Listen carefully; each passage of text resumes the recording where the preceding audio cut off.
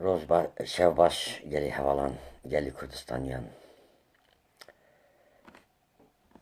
ئیرۆ مەلسەر چەند تێگەهین گرنگ ئێک و ئینسانەتی مرۆڤەتیت کە مرۆڤ نەتەنیش بۆ کووردا نەتەنیش بۆ ملەتی me تێگەهین ئەساسی دنیای و پەیوەندیاوی بە فکرێکی بە ڕەمانێکی ملەتبوونێ ئەمێ سەروی باخفیانە یانی من خوا ئامادە کردبووم پەیوەند ئازادی ناموس حیثیەت و ئەخلاق یانی ڕێوشت بڕاستی هەواڵن هێژە ئەم ئەگەر ئەم بخوازن ملەتێکی سەربخە بن وەک ملەتێکی خوا دیڤان نرخان دناو ملەتی دنیایدا جێخوا بگرن ئەم دەبێ هەن پەیوەند خوایەدی دەماوی هاتیە ئەمی سەروان پەیوەند خوایەدی ئەو کێڤنەشۆپیا مەوە هاتیە حتا نا بمە وەک لێستکێکە ڕامانی لێستکێکە دینی لێستکێکە ڕێویشتی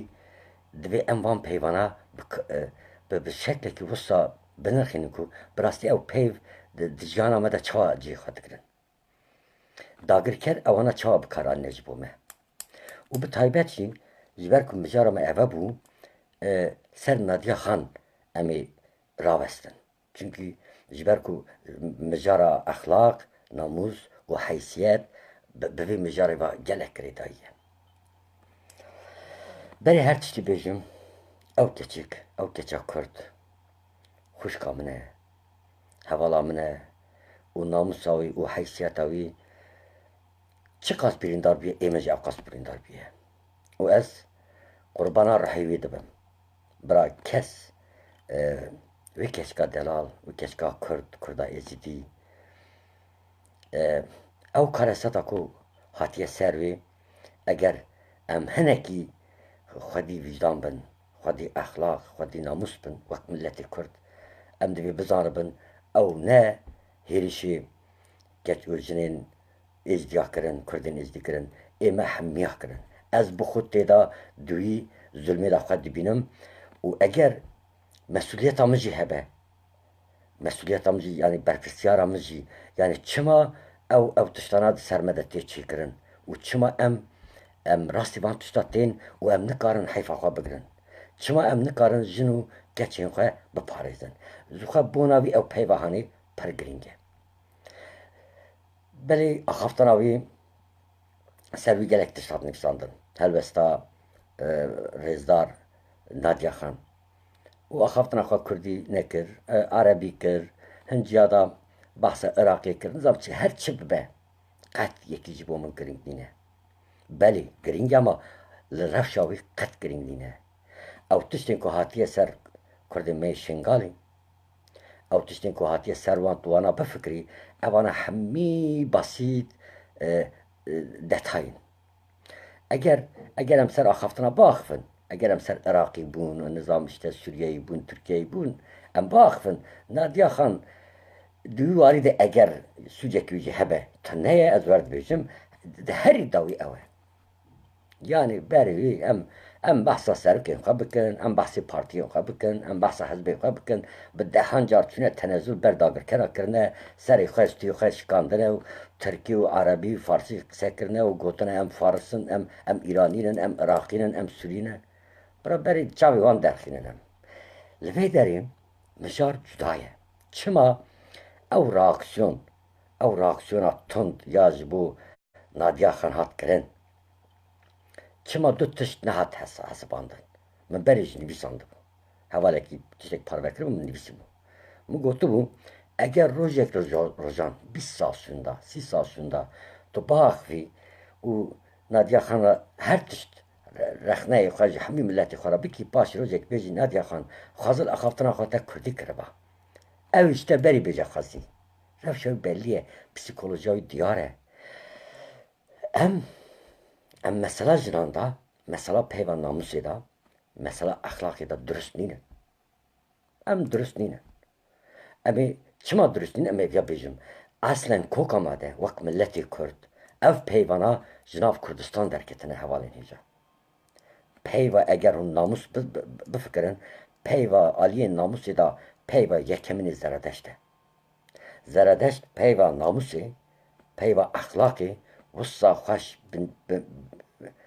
بنگه کریه کو حتی نه فلسفه کی نه دینه کی دن اوی جیویدا تشتک وصا باش چنه کریه او kapitalizma modernita او sosyalizma modernita jî her çıkası zeradeşt ev tişkirtibin jî dîsa aliye namusu ahlakî da çift standart kirine mesela jina da dîsa ticara ne gihiştine ev asta dilsoziya zeradeştî. Zeradeşt jin û mêr wek hevdimîne. Eger jin namusa mêr be, mêr jî namusa jin e. Ew qas. Yek jî yekî bilindtir nîne, yek jî yekî berstir nîne. Eviya beri 2006 sal gotiye. Jiber ku zeradeşt jin wek milk nedzanî. Jin milk nîne, jin insane, mirov e. Peyva namus jikatiye. Em berî biyale bikolin başê di nirxandina me da em çi paradoksa dijîn, çi karesata dijîn. Mesela namusê de em çawa birastî yani jiyana me tevlîhev kirine ji ber ku ew peyva namusa xirab û pênc qureş nake eslen ji bo dagirkeran hatiye bikaranîn ku em welatê xwe tev jî berdin. Hevalên hêja peyva namusê koka xwe ez cuda difikirim lê ez wek dîroka felsefem bifikirin peybekê Yunanî. Koka xwe ji nos tê. Pir ecêb e hevalên hêja, pir balkêş e. Ême de nivîs em dibêjin. Cabînin bîra xwe. Nivîs çi ye? Em îro li ser peyva pir ciddî bisekinin û em dîroka xwe bi xençerekî va ne bi xençerî dagirkeran, bi xençerê xwe va xûn bikin em viya vekin. Heta em ew palpişta me da, ew zîhniyeta me da, ew tiştên ku dagirkeran bi şeklekî, bi aliyê dîn, bi aliyê kevneşopî, bi aliyê dagirkeran, bi aliyê navê sosyalizm her çi dibe anî bin, em gere wana gişî xûn bikin, bira laşê me tevayê xûn be, paşê em paqij bin, ku em dikaribin pêşeroj da namus, heysiyet û şerefa zarokên xwe niha da biparêzin çê bikin. Eger em viya nekin, piştî pêncî sala ew tiştên ku hatiye ser min, ser êdin, ser Nediya Xan, ji ew were ser zarokên me jî. Hevalên hêja nous û fîzos di dünyayê da du qanûn in. Ji bilî wî qanûn tune ne. Di dünyayê da du yasa hene. Yek navê fîzos e. Yani yasayên xwezayê. Kanûnên xwezayê. Ew xalên bingehîn ku xweza xwe berdewam dike, şurist xwe berdewam dike, çi be yasa ew e. Bo mînak zivistan tê, yasa ye. Paşî berf dihele, roj derdikeve, baran dibare û hêşînayî derdikeve, yasa ye. Tu nikarî viya biguherînî. Li gor wî yasayî tu tev bigerî. Tu dikarî li gor payîz û baran genim bavêjî. Li gor havîn û zivistan tu nikarî. De li orta havînê de genim acot diriz e. De orta zivistanê de acot tu nikarî bacûrî. Tu mecbûrî du şekil genimê xwe bavêjî. Eger dixwazî axa te bereket bide te. Çi dikî li gor yasaya xwezayê tev dikerî. Çima li gor yasaya xwezayê em tev dikerin? Ji ber ku kanûn xwezayê da soz hene hevalên hêja. Erê xweza soz deme. Dibêje binêr. Ji meha kanûnê heta adarê berf e. Çille ye, sar e û jiyan tune ye. Xwe biparêze dibêje. Em xwe diparêzin. Xwe germ bike dibêje. Paşê dibêje ez wî berfî dihelînim. Ew bibe av, bibe lehî. Li gor wî tev bigere. Tedbîra xwe bistîne. Xaneyê xwe tamîr bike. Û paşê zeviyê xwe li gor wî ayar bike. Û paşê genim bavêje. Eger de biharê avêt, tu dikarî ancak Temmûzê de, dawiya Temmûzê de yan jî tu tebaxê de biçînî. Lê tu dikarî tiştek din jî bikî. Xweza me fêrî dike. Dibêje tu dikarî ji ber ku di biharê de berf baran pir e û birastî jî jiyana ku tu genim bavêjî kotanê bikî, kesên hevalên me yên ku rêjber dizanin van tiştana. Biharê gelek zehmet e. Ji ber vê kanûn tiştek dibêje. Dibê tu payîzê axa xwe rind kotan bike, binê axê rind em bêjin 9 metro biqelişîne, genimê xwe bavêje bin kûr û ez ê berf biarînim ser da, ez ê germê te biparêzim. Germê te biharê yekser ew derkeve. Zûtir tu dikarî wî çaxê Hezîranê da jî, Temmûzê da jî biçînî zêdetir jî.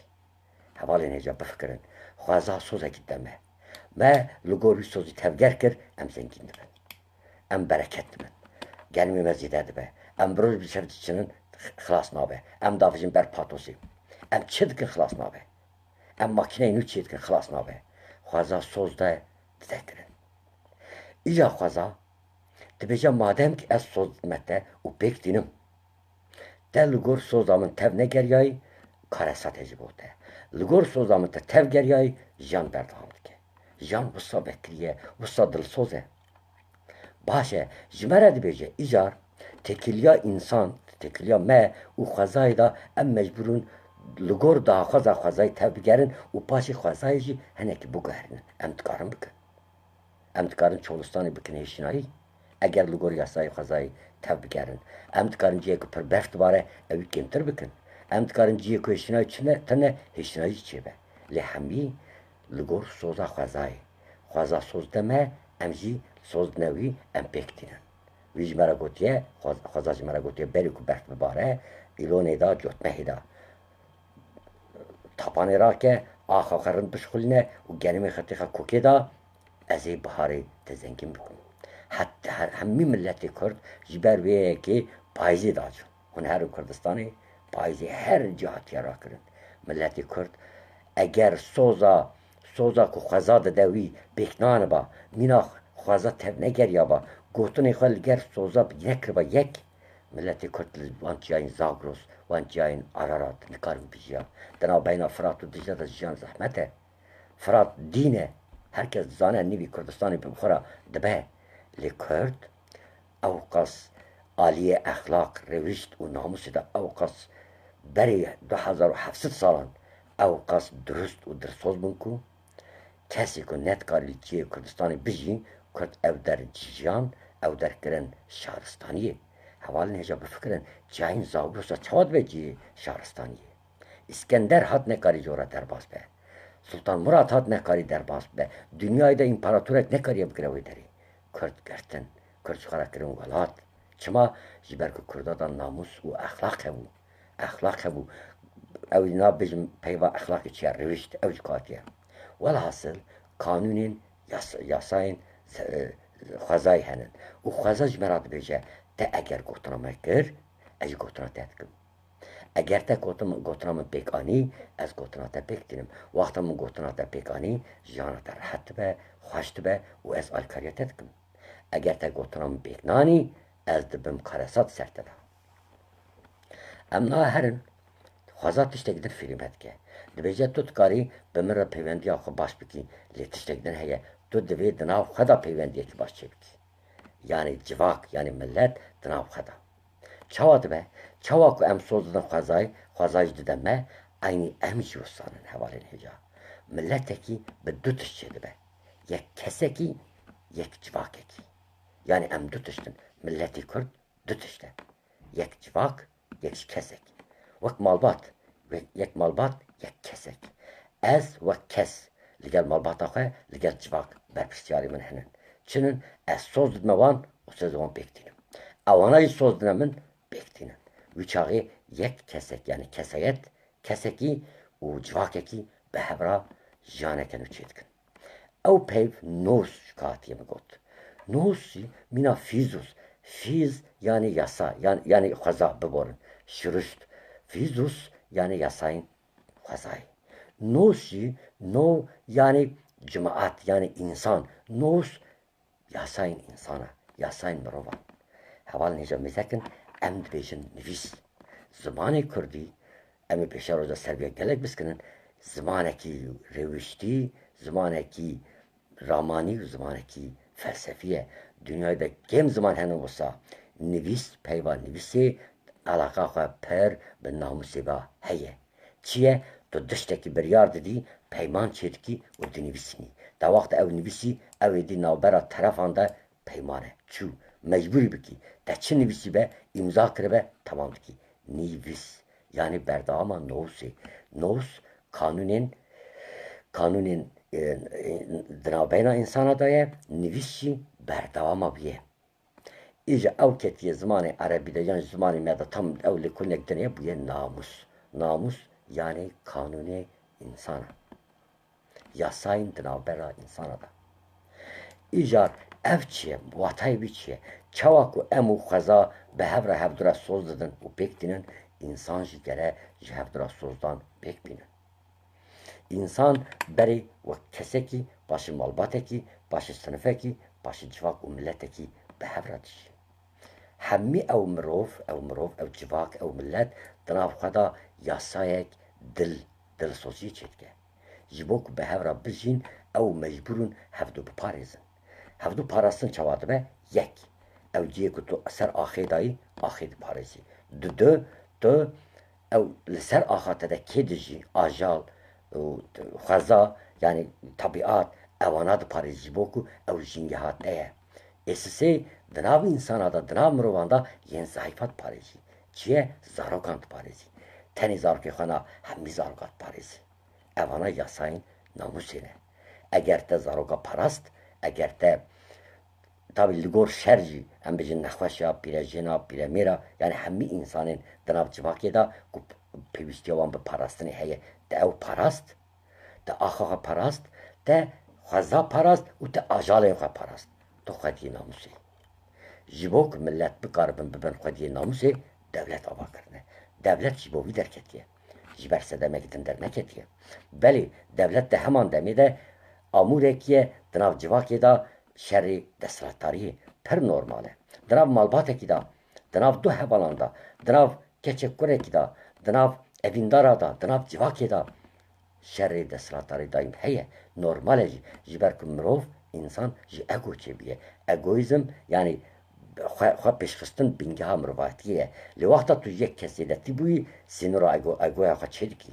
Çi eger du ego, du kes, du ez hatin cem hev, her yek xwe sinir dike. Sê kes bû li gor wî sinir dike. Ew sinûrkirin namûs e. Tu sînora hevala xwe derbas nabî, ew jî sînora te derbas nabe. Derbas bûyî mehkeme tê kirin. Mehkeme bûyî kirin, herkes li gor xwe bedela xwe dide. Namûs ew e ku me sozekî da milletê xwe ew ê pêk bînin. Ew serok, ew serkirde, ew hikûmet, ew komutan, ew rêveberên ku soz dane milletê xwe û pêk nanîne ji namûsê bêpar dibin. Ji na ew bêpar dibin. Evî em niha bînin ser madde vî tiştî. Em berê her tiştî mecbûrin welatê xwe biparêzin. Hemî Kurdistan. Eger me Kurdistan parast, em xwediyê namûsê ne. Eger me neparast, naxêr em ji namûs bêparin. Ji ber çi? Ji ber ku em sozê nikarin bidin kesî milletê xwe. Wexta me sozê da milletê xwe em dibê pêk bînin. Îja niha mêzekin hevalên hêja. Şengal çêbû û êriş kirin. Em dikarin gelek rexne bikin. Êdî dikarin wer rexne kirin. Helbesta wan da. Normal e. Lê ew şerê 2014 da kê mesûl be? Kêmasiya kîjan Kurd hebe ji bo wî hêrişa Daeş ya di nav Şengalê û bû sedema vî Karasetê diviya bû bahatana mehkeme kirin û diviya bû bahatana ceza kirin. Wî çaxî me dikar bû namûsa xwe biparêzin. Ji ber çi? Wexta me Şengalê xelkê xwe Êzîdî, Kurdên Êzîdî ji Daeş neparast, me Kerkûk jî ji Îran neparast. Kes nikare bi tenê bi navê xıyanetî me mehkeme bike. Xıyanet li her cî heye. Xıyanetê digirî û ceza dikî. Xıyanet çi ye? Ew jî bêjin hevalên hêja. Hevalên hêja me berê jî gotibû. Peyvê xıyanetê di Kurdî da tune ye. Tiştekî ecêb e. Aslen milletê Kurd milletekî xıyanetkar nîne. Milletê Kurd gelek dilsoz e. Bifikirin di dünyayê de qet zimanekî de peyva dilsoziyê tune ye hevalên hêja. Di îngilîzî de tune ye, di almanî de tune ye, di zimanê din da tune ye. Peyva dilsozî aîdî Kurda ye. Dilsozî çi ye? Behsa namûsê ye. Dilsoz ew tişt e, ez tiştekî ji te re dibêjim, heta bimirim jê jî bikin. Ji bo milletê xwe tiştekî dibêjim, ez diçim dimirim, ew peyva xwe baş ve nayîm. Ji ber ku wexta min peyva xwe ji bo milletê xwe bikaranî, eger min nekarî ez mirim, ewa din çê dike, ewa din tê. Eger me dilsozî pêk ba gelek Karesat ji nû da zû da hatibû ji ortê rakirin. Em pir caran rêxistina rexne dikin. Erê rêxistin kêmasiya wan hene. Rêxistinên hemî rêxistin me mesin. Baş e evên ku rêxne dikin li xwe vedigerin gelo. Me çiqa soz da milletê xwe pêk anî. Ew rêxistin rind xirab, sozdan û pêk dînin. Belkî xelet dînin, belkî sûc dikin, em ê wana bikin. Lê evê ku derva mane, evê ku di nav rêxistina da nînin, çi dikin? Milletekî eger bindest be, çawa însan bê rêxistin dikare bijî? Milletekî bindest ti cara nikare bê rêxistin bijî. اگر بیرخستن بجی او یان رویای جوالاتی خواه یان جی بندست بین کنترول داگر کرده دایه چما ام نکارن هفده سازیه مزن چه بکن چما 6 میلیون کرد تنیل به شکل باشوی کردستان کاریه یا جی روجاوا کاریه هنه که خب پارزه چما ایدن کار پارزه ما مثلا ناموس دا تاویز دایه ما تنزل کریه ناموس او تشته جبو که آخا خب پارزی تو خواه ریخستن بکی چما هم ریخستن نینن چما جبرکو ما گوهتنا خواه بکنانیه جبو ما مالباتا ما بری ولاتی ما راسته گلکی نورماله جی هر انسان دکاره بری مالباتا خواه پارزه لی ولاتی نورمال ده ولاتی که دولت خواه هیه راسته لی اگر ولاتی که دولت خواه تنیه مجبوره هر مالبات جبوی فداکاری بکه دا آخا خواه پارزه دی فیلمین زاروک آدم میزکن چین مولان هیه چه دکن او چین او قسم ملتک قلبالغه وقت داگر کری هات جدر و هیزکی هات جه هر مالبات انسان اکتی اگر کس تنه میر تنه هون زانک گچک تره گچک خواه ودی شیره دکه وکی میر تولی شیرد به باشه ام چما بیان آکن ما چما بیان اکر تاني بحث قهرمانات كن ملتك به قهرمان رزقار نابه ما قوتنا خو بكناني جبر بيجي ولاتي مكتيه بندست جبر بيجي تاني نبندستك داگر كرهنن و داگر كر لسرمدا حمي هيرشي ناموسي و بيناموسي كن حوالين هجا هم پیوا هم دسا سرده بچن وقتم بحث ناموسي كن دديت keçeke و kureki keki hevde haz bikın ama yekser servi pertusal cinayet dikirin.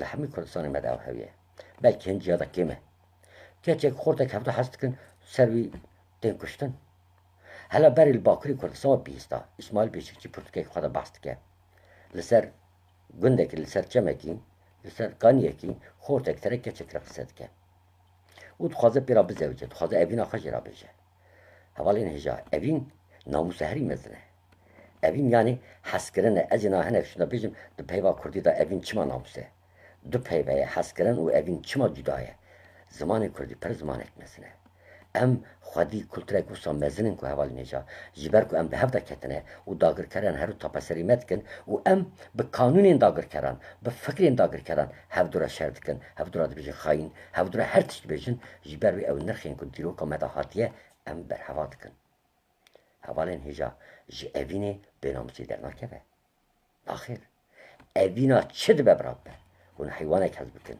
هون گچک هز بکن هون خورتک هز بکن هون بیره میرک بیره جنک هز بکن هون سلاح هون چه هز بکن هون اوین او تشته هون کد ددن مرو ولاتی خواه هز نکه یعنی اوین داری ولاتی خواه نبه چاج به ولات کاره وره کشتن چما خواه بده کشتن اوین او تشته تو جبو کو دناف سینور ناموسی دا بجی تو محتاجی بتشتی پیوستی بتشتی او نبه تو نکاری بجی اوینی جناب مگرتنه حوال نجا داگر کر اوین دمده نیشتنه از این آبیا اثبات بکن چما اوین دمده نمایه جبر چه ام پیبین ناموسا سخته هف دو رشت کن و ناموسا اصلی ام دف جبرد حوال نجا دیست از برم سر نادیا خان هاتیه گرفتن جالی داشا خوف و بسدان به هزاران گچو جنین ازدین مین حیف ازدین مین خودی دروکه که کون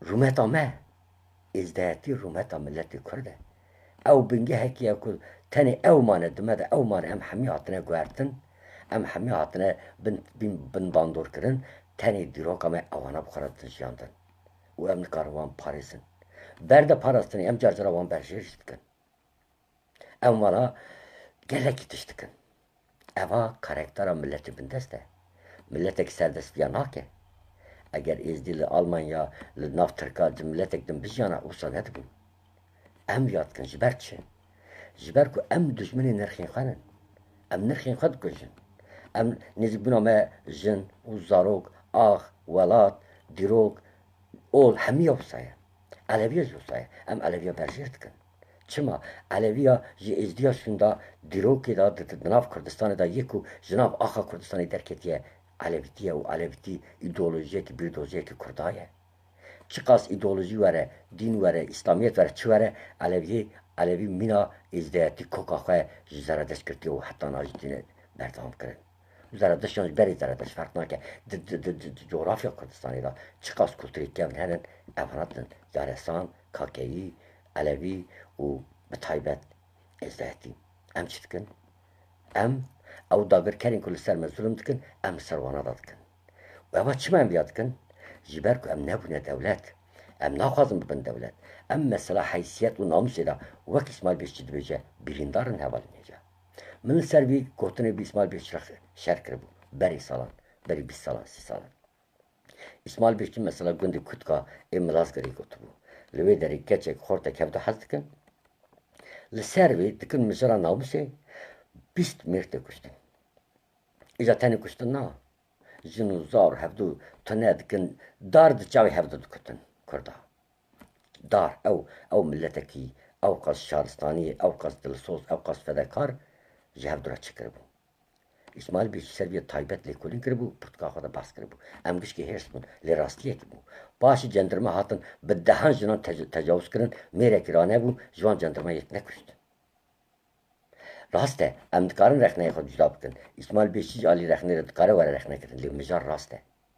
Te eger soza xwe pêk nanî welatê xwe, jinên xwe, zarokên xwe, birejînên xwe, yani jinên xwe dibêjim wek parastina çekdarî dibêjim. Jin jî dikare xwe biparêze. Tu sistema parastina xwe çênekî xelk tê, jin û zarok her tiştî milletekî xerc dike û tu dengê xwe dernaxînî. Heta tu terîsê de qebûl jî dikî.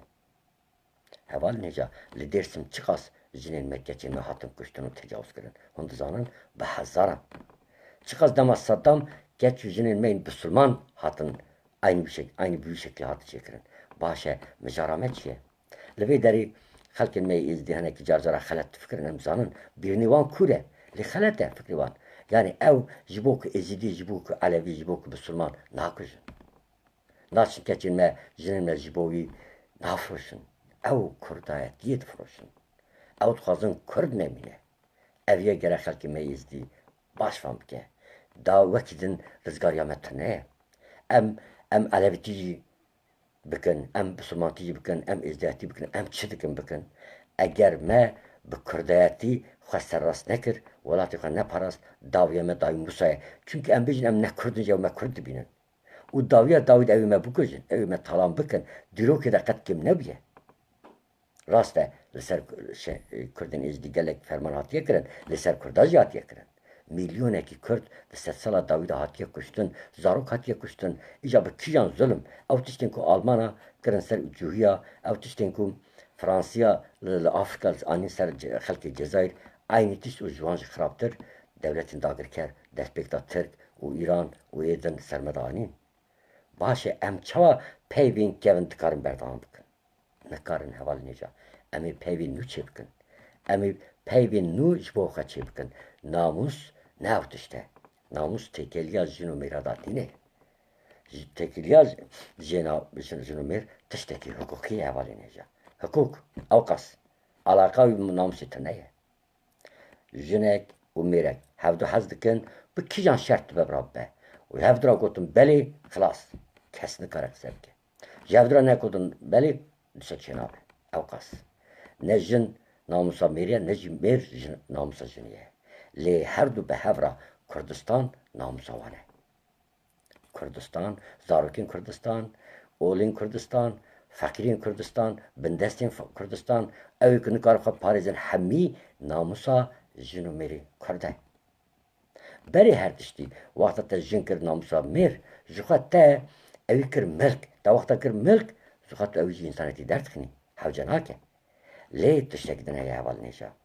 Em di mesela namusê da pir dilsoz bibin gere. Dilsozbûn çi ye?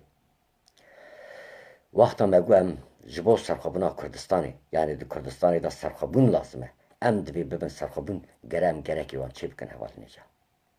Evê ku tu jî serxwebûnî ne, evê ku tu jî serxwebûnî bi dawgirkeran re têkilî danîne, nokervanî kirine, em behsa wan nakin ji xwe. Ew bûne dijmin.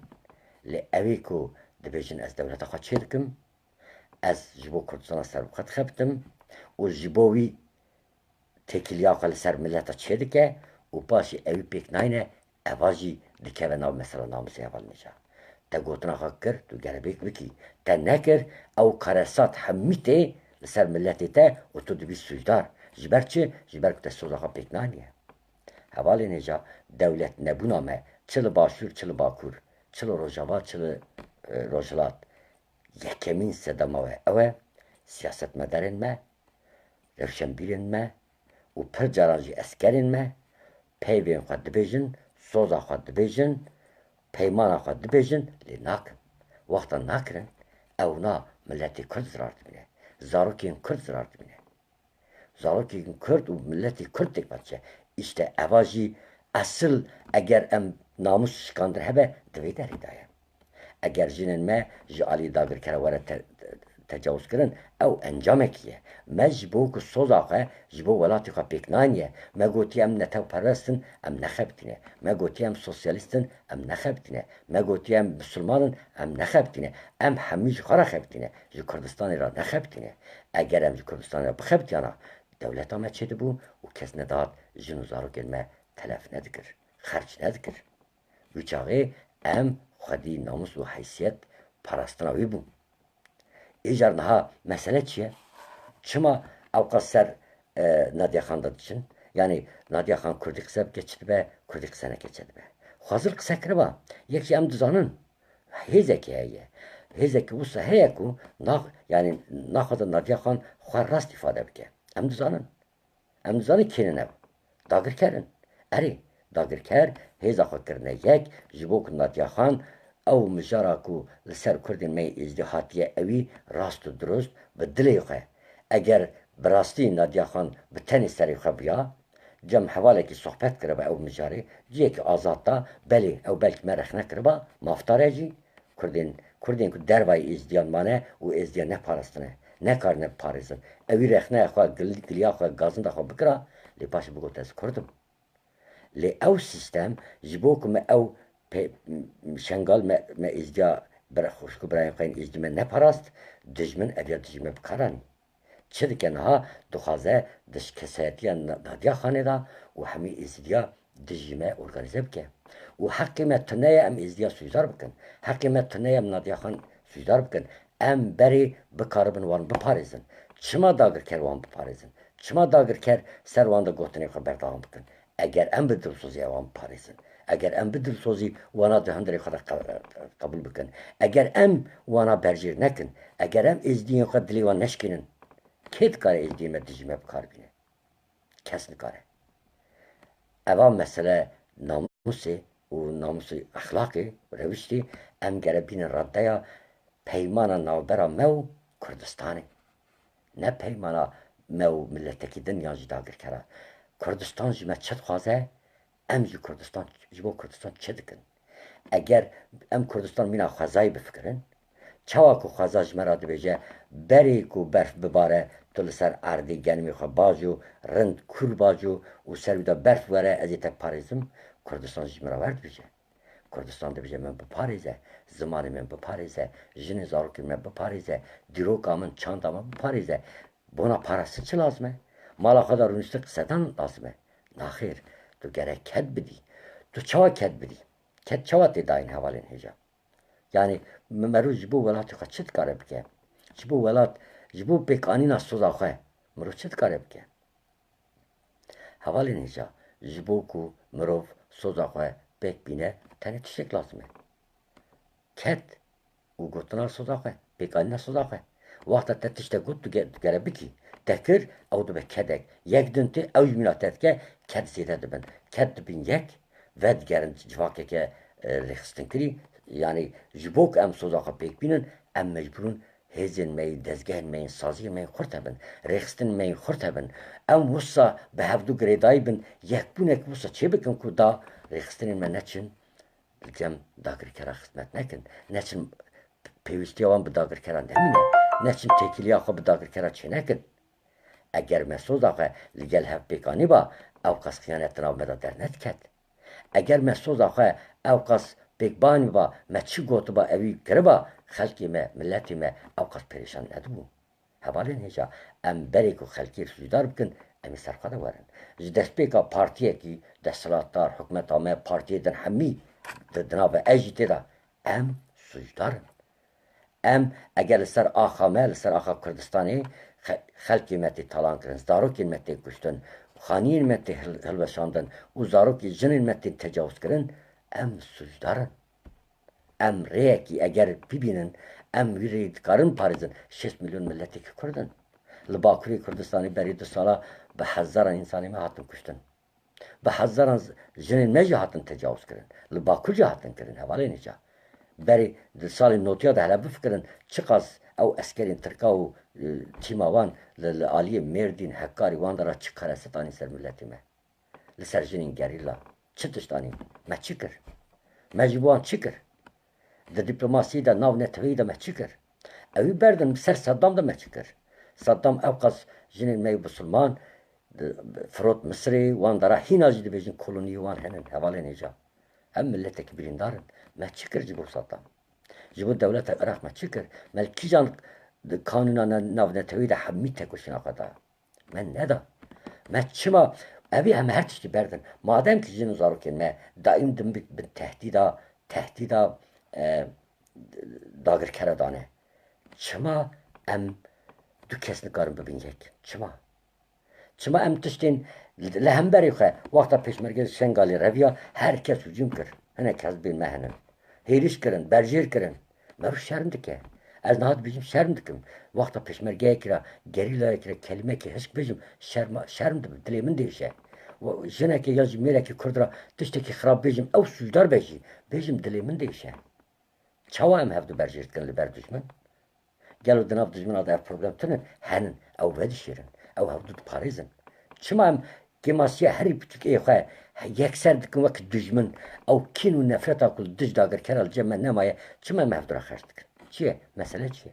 امزی انسان مروون گماسیه مهنن هر تشتی مهنن لی ام برخنه به دلسوزی دکارن هفدو ساز بکن بری هر تشتی ام سوزا که هفدو را بیشیم پیک بینن از ترم جبو کردستان شهر دکم من گوت گر هر شهر بکم از جبو کردستان رومانه که مزن بنویسم من گوت گر هر بنویسم از جبو کردستان ترم مشه که مزن چه دکم او 10,000 نه 50,000 کس به از ترم مشه چه دکم لی مسئله چی اول نیجا ام ده مسئله روشت و ناموسی دا کتنه بین دستی devletin dagir keran و لین Avrupa'yı dişin ketine bes sistema devletin Avrupa 25 sal elvederi dişim havalen heca jibo milleti Kürt hizmetlerin tüşteki zahmete jiber çi jiber ku hun dijin hun ciyeti de gere maaş bigirin xabatı ve hebe hun mahkume sistemine emtin vra sistemi mahkume sistemi Almananın li durredli bermadimine em jibo Kürdistan hizmet bikin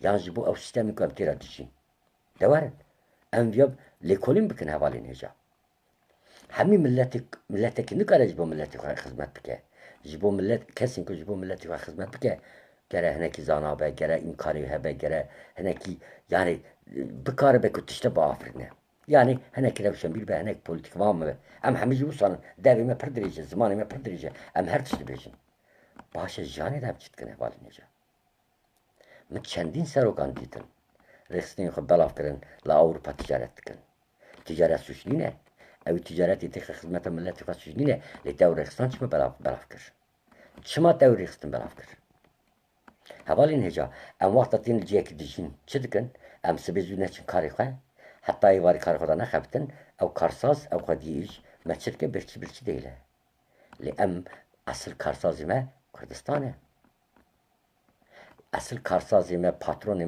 کردستانه امج بو کردستان خبات نکن کردستان چاو به دولت چاو ام کردستان بکن دولت تنل در و اروپا نبیجم در و ایوالات نبیجم هندری کردستانی داشتیم که دخبت جبو کردستانی ام نخبتن حوال نشه ام خود نخبینن ام بری ایشی خود چاو جدی دگرن چاو ایشی جبو ایشی خود سوز اکتن ام جنوزار که خورد بیجن از دخبتم به مهی $1,000 پردین مالی ام کارسازی خورد بیشن از جمعت خبرتم حسات و ساعت 8 ساعت نظام 3 ام همیا پیکتینن لی وقتا مثلا کردستانی ده ام پیکتینن ام گوتنی خواه پیکتینن خنجی شروانان خنجی او جانگورین که خود جانی خواه دیدن او گنجان او کچو کرین کرد لروجاوال باشوی کردستان پیشمرگه و گریلاین کرد کی گوتنی خواه پیکتینه حوالی نجا ام درسوزی قصه بکن بیناموسی جورا دست بید که بیناموسی نو تشتکو کمالیست و داگرکر و عراق و ایدن ورن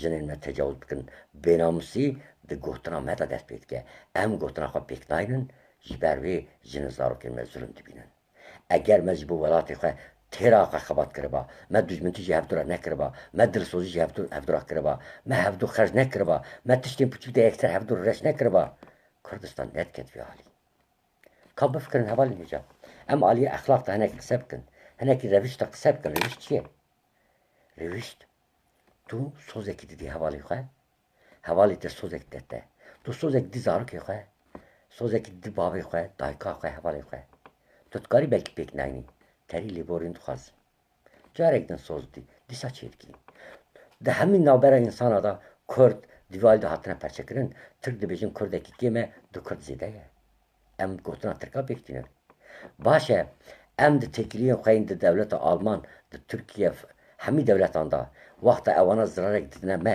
em yekser ewana jiyana xwe davêjin naxêr em koletiya wan berdewam dikin başa çima ji em hev derdora wistane dibe ku ez însanekî ne baş bim tu însanek pir baş bî çima tehamûla min nakî çima ew tiştên ku em bi hev re dikin tehamûl nakî yan jî ez çima tehamûla te nekim ji ber ku me em Kurd aslen hevdû piçûk dibînin em em hevdû bi çavên dagirkara mêze dikin em eva ji ber çi yê zanîn hevalêja di me da evîn natiye jiyandin milletê Kurd da evîn tune ye ciyê ku evîn heye yekitî çê dibe hevalê nêja evîn yekitiya çê dike li hemî jiyana da yani hûn fabrikakî çêkin bi evîn çê dikin hevalê nêja karkerên ve şîrîkên ve ew kesin danûstandinê ve hûn hev de hez nekin bawerî bi hev neynin bi tenê pareya çêdabe hûn malbatek çê dikin bi evîn çê dibe hûn çewlikek çêkin û ajala xwedî bikin bi evîn çê dibe hûn wan ajala hez nekin hûn nikarin wana xwedî bikin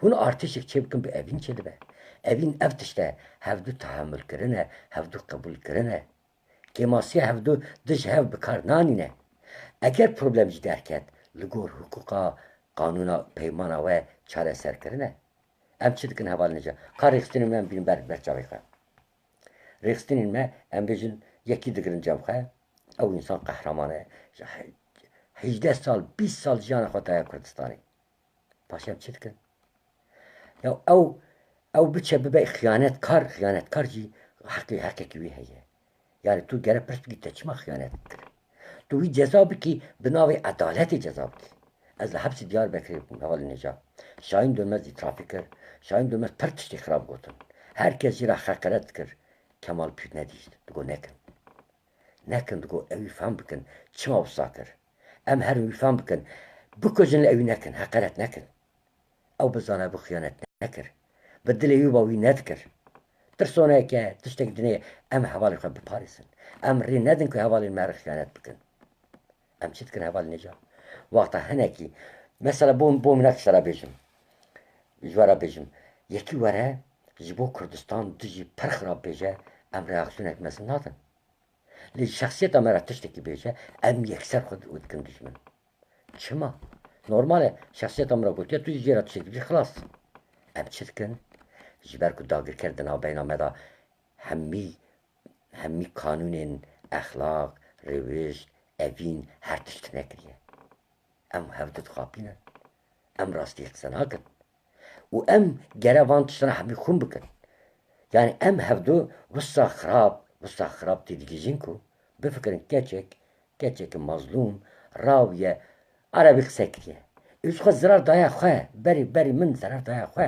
ew bi xwe Kurd e ji min zêdetir Kurd e lê em fehm nakin em nabêjin gelo kê ew tirsand kê ew organize kir kê ew wî çawa meşand em nabêjin Dünyayê de aniha hûn çi dibêjin bêjin hevalê nêja ez ew keçik mîna xwîşka xwe mîna keça xwe wisa hîs dikim ku ew tiştê ku hatiye ser wî mîna ku hatiye ser keça min ser xwîşka min ser malbata min ferq nake eyn tişt e ez wisa hîs dikim ku ew keçik ew Nadiya Xan dünyayê de qet kes niha qasî wî ji erebî nifret nake qet kes bawer bikin ji xwedê ew ji Farsan ji Tirkan ji me jî heta ji Kurdên Bisilman jî belkî hêşiyaye hês bûye li dünyayê de ana qet kes qasê wî nifret ji erebî nake bifikirin em milletekî çawanin keçekî me 20-25 salî mazlûm dünya Nobel dide wî em nikarin ew ê biparêzin dema Nobel digire jî ew nifreta xwe bira Kurdî qise neke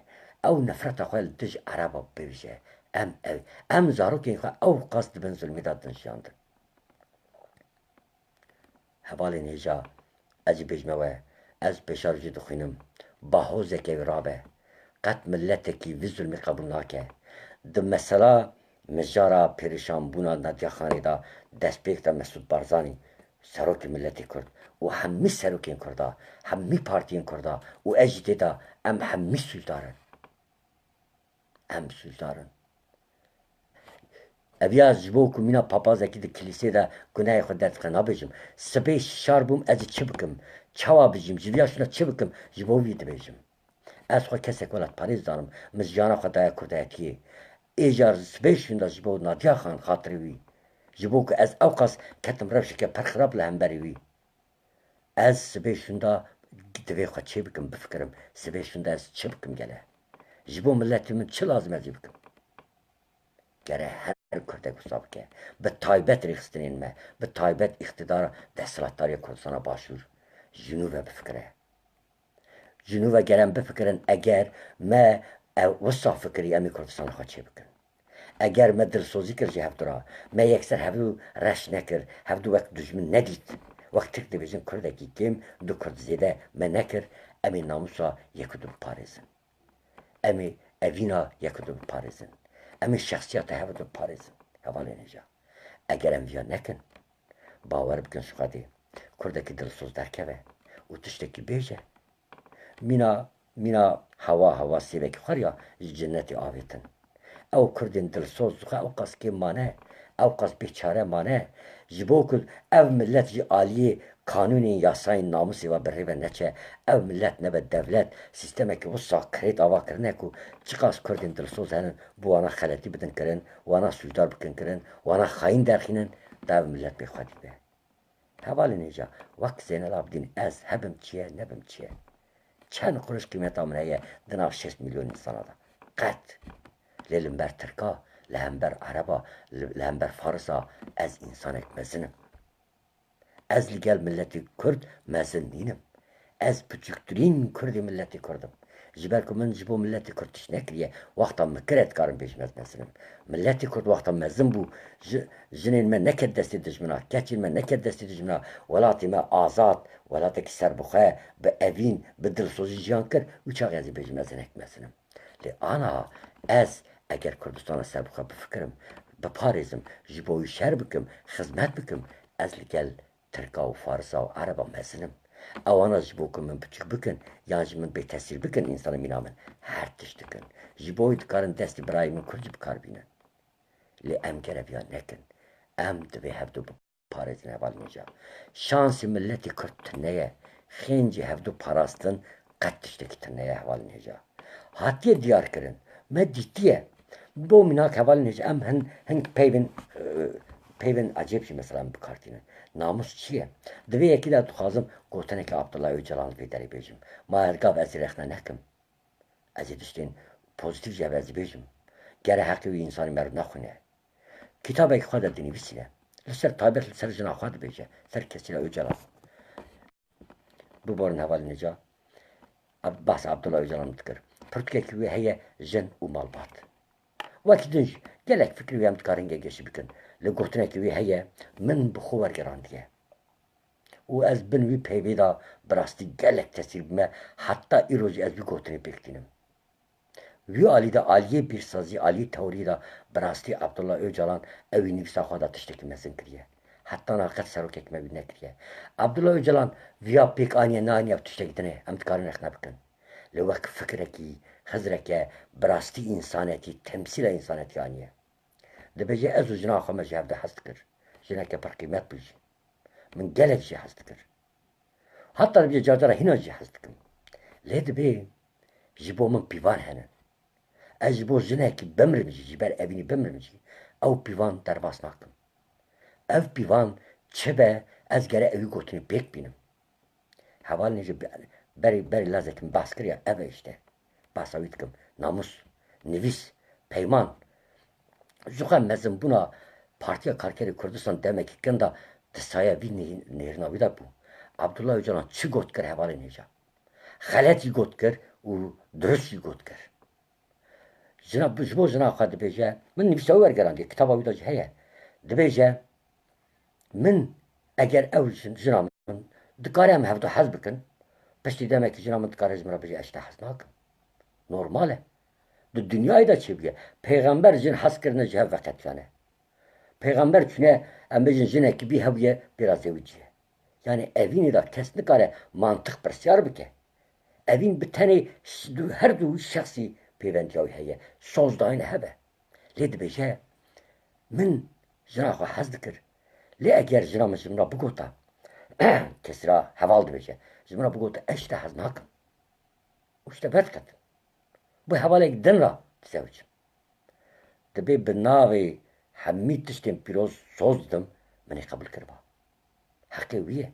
Çünkü ew mîna min e. İnsan e. Qazî Muhammedê Nemir jî gotibû.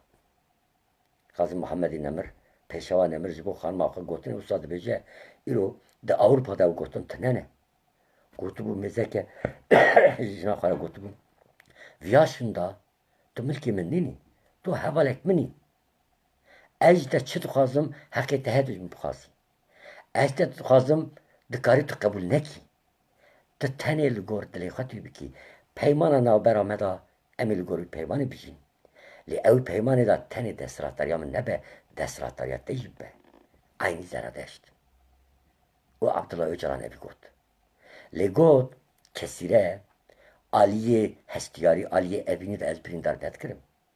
Aliyê siyasî da rêxistina me perçe dikir. Soza me pêk diçû. Eger min gotina kesîre kiriba welat belav dibû. Rêxistina me belav dibû. Eger rêxistina me belav be, welat ji destê min here, ez dikarim pêncî evînê jî tune bikim. Ji ber ku lora evîn tune ye. Evîn sozdayî nedibêje Abdullah Öcalan. Bi rastî jî heta salên ku hatiya girtin jî gelekî kemasî xeletî kirin lê ev gotina xwe pêk anîn. Mezintiya Abdullah Öcalan eva bû. Çi got kir. Ji ber wê jî yekî hêviya xwe bi Abdullah Öcalan girî bida evî vala dernedixist. Lê hevalên hêja em pêncî soza didin qet yekî nakin. Ev çawa dibe? Ev çawa serokatî ye? Çawa partî ye? Çawa hizb e? Îro ev jî Qandîl jî wisa bûye yani. Hingî Abdullah Öcalan hatiye girtin Qandîl jî pêncî tişta dibêje qet yekî nake. Çawa dibe ev? Ya eger te sozekî da ha teze ev jî bêjim hevalên hêja. Ez dixwazim tiştekî jî îtiraf bikim. Di jiyana min a şexsî de çapxane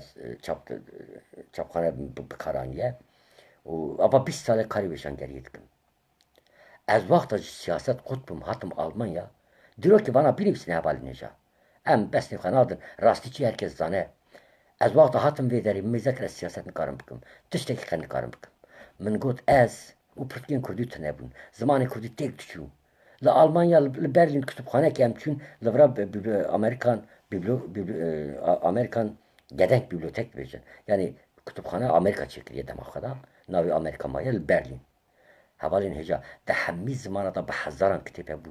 5 kitêbên Kurdî tune bû. Li vê derê 5 rêxistinên Kurdî hebûn li Berlin. 5 saziyên Kurdî hebû, 5 kitêbên Kurdî tune bû. Ana her wî bibliotekê hûn ê hezar kitêb bibînin û hemî min anî zwan re. Min çap kiriye, min biriye. û min tiştekî got. Ez li Almanya berçî bim, saya zimanê Kurdî de berçî bim. Eger ez zengîn bim jî, saya zimanê Kurdî de zengîn bim. Eger bi pirtûka zengîn bûm, wate çi ye? Min gelek kitêb çap kiriye, ew kitêb hemî hatine xwendin, xizmeta zimanê Kurdî bûye. Eger min ji ber pirtûka min ez zayıf bûm, ez berçî mam, wate min fedakarî kiriye, min her tişt kiriye min xwe bi nahatiye firotan. Her du jî dilsoziya min e. Hevalên hêja 20 sala min ev tişt kir. Heta sala serxwebûyî. Ev çi bû? Gelek alî de ez xirab bûm. Çi ye? Tu gotinek dî aliyê ticarî de nikarî bikî. Ez gonatim. Aliyê ticarî de tu gotina xwe pêk nikarî bînî ji ber ku tiştên ku siyasî tiştên milletê xwe ez ê bikarbînim. Îja me çi kiriye? Me jiyana rojane de hemî gotinê xwe pêk dînin. Me çi soz daye? Aliyê ticarî, aliyê şexsî me çi kiriye? Em soza xwe pêk dînin? Em zêde zêde ji pêk dînin? 24 saat ji bo xwe dixebtin, lê wexta hat milletê me em qet sozekî xwe dernakevin. Li vê derê bi şanazî dibêjim hemî jiyana min xeletî be jî min Kurdistanê ra çi soz daye min evî kiriye û bikim ji vîya şûnda. Sozê din ji bo min qet qîmeta wî tune ye. Eger dewleta min tune be, دولت کردستان تنه به قد قیمت نرخی که دن تنه نرخ پرش تنه نرخ حوال بندی ادنش تنه جبر کو مسعود آقا پیکانی با ایرو نادیا خان اوی خلاتی ندگرد خازی قده گرد با جبر کو ندهات تجاوز کرن او جنین من ندهاتن تجاوز کرن ام لبر جبر شرمه از شرم دکم شرم چما دکم نکو ندیا خان هاتیه تجاوز کرن نخیر من نکاریه ارکا پیک بینم کردستان آخر رزگار بکم دا کرو کچکین داگر کران او وحشان ورن بکبر نوالاتی من زاروکی من تلف بکن ام خواهد چی پسند کن کی پسنی خواهد که کی پسنی خواهد که دروات که اگر اون ناموس تو بیجن نخیر ناموس من هات نه اری ناموس ملتی کرد هاتیه حجز کرن حتی او دولت چی به زورا کی تره برا بچه حتی او دولت چی نبه نه بفکرن حوال نجا کشکا فرتیر تشتکی پرخواش کرده بو پر تسیر بو نادیا خان ده بیجه هون چه خلات بدن هون چه خلات بدن او جانا منا کو نورمال وقت بسيط الجيام الجار كدن بنا كرم جياني او جانم دست من چو هوال نجا herkes kaç yüdürüp ki eğer ez li vê derê ji bo malbata xwe ji bo milletê xwe ji bo malbata xwe ji bo menfaata xwe 2 saat zêde bixebitim eğer ez fikara xwe hemî tenê ji bo malbata xwe pêk bînim ew wate çi ye malbata min hatiye rizgar kirin îro sibê diyar dîne ew malbatê din hemîya dixin xeteriyê de alvira dixwazim çîrokek din jî bêjim hevalê nêja gere em rastî di vê jiyanê de kes nikare rastî pê bike rastî wisa zalim e ku der heqê we de çi were gotin çi were gotin dawî da hunê eger hûn dilsoz bin ji welatê xwe re ji xwe pirsgirêka me ew e em welatê xwe re dilsoz bin ê din ew xirabiyê din ez dikarim qebûl bikim bira çi xirabî dibêjin bira qebûl bikin ji wî mezintir bênamîsî tune ye wexta ez welatê xwe xwedî derkevim ê din bira ji min bin ez ê qebûl bikim hevalê nêje ez başûrê çûm kurdistanê û gelek hevalê me ji zanin xwe me çima çûbin em çûbûn ji bo ku em venegerin ji bo xebat em çûn ve me dîsa ji herin kurdistana me ye başûr dibe efrîn dibe ku derê dibe me biçin ev can ji bo kurdistan hatiye dayîn ji bo kurdistan dê biçe berê xizmeta xwe bike çi zanayî heye hemî bide milletê xwe paşê dîwarê de biçe jiyanekî normal ne jiyame ez mirinekî normal jî qebûl nakim ez ê mirinekî li ser rêya sengerên welatê kurdistanê de bimirim ez çûm vê derê hevalê nêja rayederek navî nabêjim pêşerû de dikarim bêjim me qise kir me proje got me got serxwebîn çê dibe em ji bo serxwebînê çi xizmet dikarin bikin bêjin em bikin hûn bêjin qehwecikî bike ez ê bikim hevalê nêja erê feylesof dikarin qehwecikî bikin hûn bêjin şivantiya terim şivantî dikim heta ez çûm li gundekî nêzîkî pîrmamê şivanekî min dît bi bawer bikim min dixwast ez şivantî bikim di kurdistanê de şivantî şerefe herî mezin e min ê şivantî û filozofî bi hev re kiriba ez ê bikim rojekê jî hevalê nêja got ji min re ew heval got ez tira îmkan çê dikim baş e ez cî dikim îmkan çê ji me re cî lazim e em pere naxwazin tiş naxwazin hemî jiyana hemî li başûrê kurdistanê de ji min re $60 dane ser wî gelek nivîsîn $60 ew ji bo îqame alîkariya min kiriye ew jî xêrxwaza barzanî hevalên hêja di kurdistanê de du kes alîkariya min kiriye yek ew mele Mustefayê Nemir ku min hemî jiyana xwe di rêya wî de xerc kiriye ew bîranîna wî perê wî ji min re nesîb bû $60 ji bo îqame yek ji İsmail Beşikçî yekemîn car min ji ber kitêbên İsmail Beşikçî ketibime hepsê li Mûşê hevdeh saliya xwe da piştî 30 sala 40 sala ez bêçare mam ew cî xwe da min eva jî ya îspat dike îja hevalê nêja ji min re got mezeke ew rayeder ji min re dibêje dibêje tu li vê derî em ji te re îmkan bitin em cî bînin her tişt bikin dest pê bikî tu dikarî tu şarezayî hêza te mezin e petmesin ji da lê sibê dest pê tu rabî bêjî ez diçim mezeke ev sûcekî mezin e hevalên hêja ev gotina min ji xwe yani min di jiyana xwe de du partî re xebitîme zêdetir yani ez di hizbê rizgarî da bûm rizgarî bela bû min xizmet bo PKK kir û ji bo serxwebînê kir wekî din xizmet ew PKK ji dema xwe de serxwebînê dipare ji bo wî min çi gotin got min kir wara gotin tu etêm xilas hûn ji bo serxwebînê meclîsek ava bikin ez têm meclîs ava kirin ez çûm ez dij bûm çûm aynî ji bo serxwebînê jî min sozek da Facebookê da nivîsî min got kek Mesûd bêje ez serxwebînê dixwazim êdî ez terim heta dawî jî eger îmkan bidin ez veneger ez ê Kurdistanê bişîm ام جبو کردستان هاتنه دنیای که چل بیجه برا بیجه لی حوال نیجا او حوالش مرا گوت کو باوریا من تنه گلک انسان جی اروپا تین ود گرند چین گچته جه یا مالبات ده توی بردی هری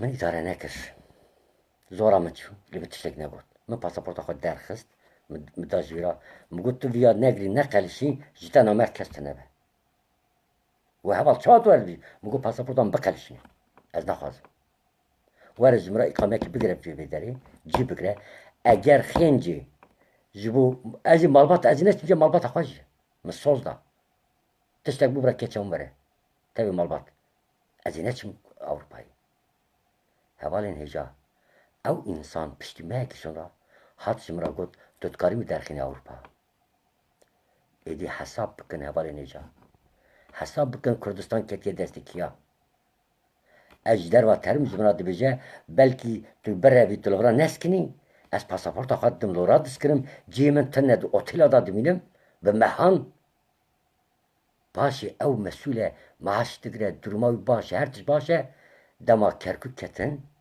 پشتی چند روزه هات جمعه گفت مامستا ترکاری حال کاری بکی ام درکمن اروپا از بحثا تشتی دکم حوالی نیجا وقتا مرو سوزا خدا جبو کردستان او بکه جی آلیه خودی دا تکارم به بسنایی به شانازی بجم دوی جیانی دا جیانه کی زحمت می جایه یک سبب وی هیه من چی گوتی ازی بکریه و شکر دکم ازی بکم جین آنها جبو نادیا خاند بجم بریناوی سر دلی مدا کورکی بیرکی مزنه سوزه ددم نادیا خان جبو حیفلدانا او شنگالی چه لازم بزی بکم و روزه که هونیج ببینن ازی بکم جاوه ماچی دکم همی کردن ازیدی سلاو ریز و دلی و پاچی دکم هن کردن هن برای می هری مزنن شرف می هری مزنن لی او برینا شنگالی او برینا داشی گره وره گرتن و اواجی به کردستانه که سر بخوره ببه انشالله او ببه جی نبه جی امی ارکا خواب بیک بینن سر سری من سر چاوی من حوال نیجا